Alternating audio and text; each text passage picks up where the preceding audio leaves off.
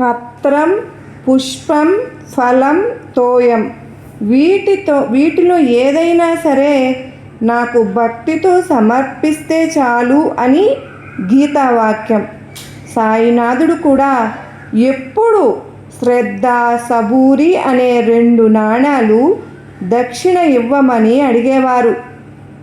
నా వద్ద డబ్బు లేదు, నేనేమి ఇవ్వగలను అన్న భక్తునితో అతను ఆ రోజు మరచిపోయిన విష్ణు సహస్రనామ పారాయణ భాగాన్ని గుర్తు చేస్తూ అది చదివి 15 సాష్టాంగ నమస్కారములు అనే 15 రూపాయలను సమర్పించమన్నారు. మనలో ఎవరెవరు ఎంతెంత రుణపడి ఉన్నామో అంత మొత్తము అడిగి తీసుకునేవారు.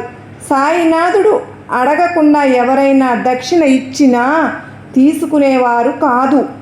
సాయినాథుడు సమాధి చెందే సమయానికి నవవిధ భక్తులకు సూచకంగా వారి వద్ద మిగిలిన 9 నాణాలు లక్ష్మీబాయి షిండేకు ఇచ్చారు. సాయినాథుడు మన నుంచి శ్రద్ధ, సబూరి మాత్రమే కోరుకుంటారు.